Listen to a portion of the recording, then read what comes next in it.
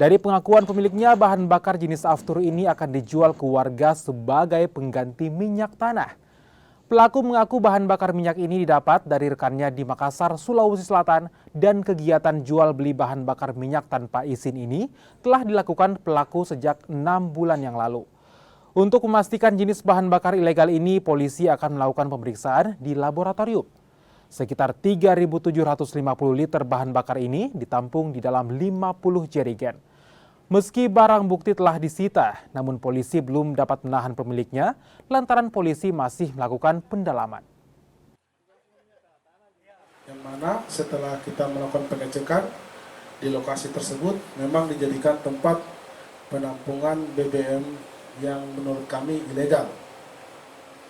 Saya ulangi, tempat penampungan ilegal, yang mana di dalamnya terdapat BBM yang menurut bersangkutan atau berdasarkan informasi dari masyarakat bahwa yang bersangkutan menjual kepada masyarakat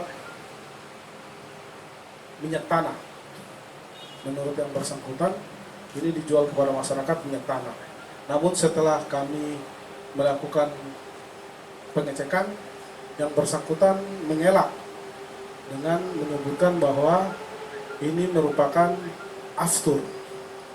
Yang mana kita ketahui bersama bahwa untuk peredaran aftur sendiri tidak ada di masyarakat umum, artinya ini penggunaan khusus.